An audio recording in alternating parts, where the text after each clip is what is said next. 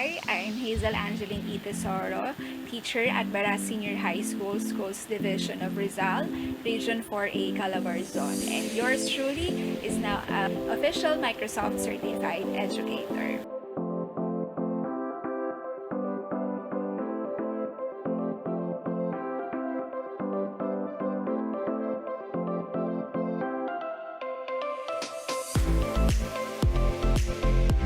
Next na po dyang step is, ako naman sa site ko, I will schedule a booking na sa Certiport and wait for Certiport's confirmation para sa ating exam step. More chance there is that they will develop the type of skills necessary to collaborate effectively. For example, if the learning activity is designed in a way that students have shared responsibility for their work and requires students to make substantive decisions together, then the students have the opportunity to develop and learn important collaboration skills. But over a period of a year, for example, you should look to include learning activities at all of the levels.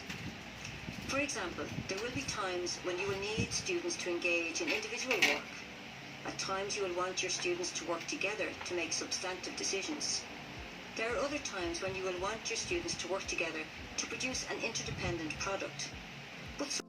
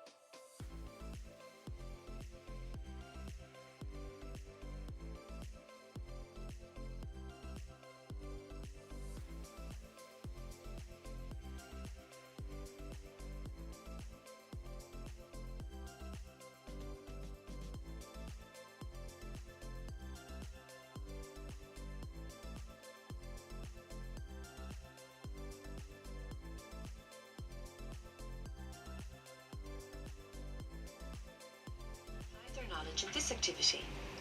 Students analyze demographic statistics from their hometown and then analyze demographic statistics from a second location of their choice. Parang ganun. And wala kang dapat i-prove sa kahit sino.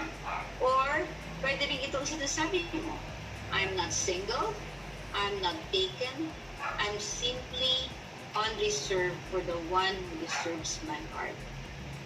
O, diba? Ano ba yan? Hashtag complicated. So, I'm sure marami rin nakaka-relate dito sa mga live audience natin. Relate ba? Relate ba? Activity, where students design and execute a procedure for testing the qualities of the tap water at their school. They test the water and redesign the procedure iteratively until they have accurate data. I'm actually still over the moon that I can't even think of a proper way to thank the people behind this achievement and to express my endless gratitude to everyone for this milestone, and I truly thank the Lord for this blessing. And like what I mentioned in my post on the day of the exam, my post on Facebook actually, minutes after I received the results, I was only able to review for a day. Literally, na nung day lang ng exam lang ako naka-review, and that's because of constant juggling with tasks related to work and PhD, kaya hindi ko rin talaga alam kung review pa yung tawag doon, no? But I really am thankful that the Lord guided me every step of the way. And to my school head, of course, Ma'am Cecilia L. Ruiz, and my public schools district supervisors, Dr. Pittsburgh B. De Rosas and Sir Tirso Arambolo, I thank you so much for all the support and prayers. And of course, to our schools division superintendent, Teacher Cherry Ludi Repia, as well as our division ITO, Information Technology Officer, Sir John Raymond Durusan. Thank you, sir. To my Maya, Ma'am Shays, Ma'am Jennifer Canyo, and Ma'am Bern Bulawan, thank you so much and congrats as well.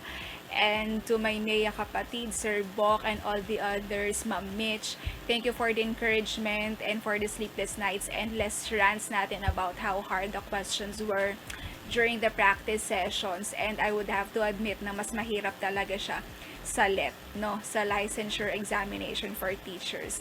Ang score ko lang actually nung practice tests ay 400 plus to 500 plus, pero 700 yung quota, no? And medyo na-pressure din kasi nung MOS, 950 yung actual score, and then sa practice lagi akong 1,000. So I was really close to giving up, and syempre hindi nawala yung feeling na I felt like I was a failure. But with the encouragement din and support of Sir Madge, Sir Mark Anthony Hamisal, thank you, sir. Dahil sa'yo, tatlo kami na nakapag-exam ni Ma'am Bern and Ma'am Jen, and thank you for inspiring us to take the exam as well, because you believe that we can, and so we did. To our DepEd EdTech unit headed by Sir Mark Anthony C., thank you for this free opportunity for us educators, and not even a single cent was spent, because only we had to dedicate was time and effort talaga. And thank you also to DepEd Central Office for investing in us, Microsoft Education Ambassadors, and I am really feeling proud right now, no, to be a part of the pilot batch, and I feel like I'm a scholar talaga, because yun nga, DepEd paid it for us, and syempre nakaka-pressure din yung mag-aral ka on a certain topic na feeling mo hindi ka pa ready, but because Audentes Technologies are exam provider, most especially to our trainer Sir Francis Hernandez and Ma'am Debbie, thank you so much. Ayan, kaya we were really equipped na at the time of the exam. And thank you so much for all the reminders, for on-time na meetings natin, mga orientation sessions, and talagang hindi sila titigil, no, hanggat hindi namin nakukuha yung instructions and then yung steps on how to sign up for an account and all, from G-metrics down to certiport, ayan, and they are cascading the concerns pa from teams. Doon sana dapat talaga, but because our fellows are needing assistance and mas madali mag-backread sa Facebook, which is hard on the end of Ma'am Debbie and Sir Francis, pero chinaga talaga nila kami sobra, and kahit late night na sumasagot pa rin sila sa chats. Hindi ko rin actually alam kung saan nila hinhugot yung patience, no, for always going overboard, kasi syempre extra mile na yon, di ba? Kahit pa sabihin natin na bayad sila for doing that, pero hindi ko naisip yon, kasi andun talaga yung malasakit nila sa amin na exam takers, like sa time management, pati nga sa stress management, you know, nung nadi-dishearten na kami yung iba sa amin kapag very low yung scores namin sa practice sessions. I've actually wanted this so badly, tong MCE exam, and I thought na pag na-achieve ko na siya, titigil na ako, but I was so wrong, because it only made me realize that I want to achieve more so I can give back more to my fellow teachers in the country, pati na rin sa non-teaching staff, syempre working in the educational sector, to students and to the entire community to use technology for education.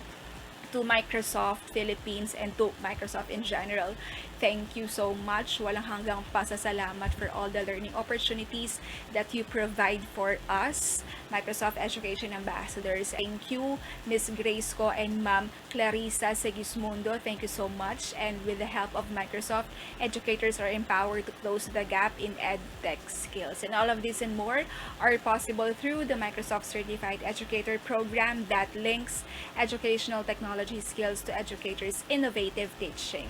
This professional development program is aimed at providing extensive learning experiences tailored to the needs of learners while integrating 21st century skills with the aid of Microsoft tools. To my family, thank you so much. I love you, Mama, Papa, Tuni. Thank you for all the support, and you know how stressed I was that time. Thank you. Congratulations to the examination passers. Mabuhay ang lahat ng bagong MCE sa buong Pilipinas, and this is indeed another dream unlocked. So, yun. That ends my testimonial. Thank you so much, and of course, glory to God in the highest. Thank you.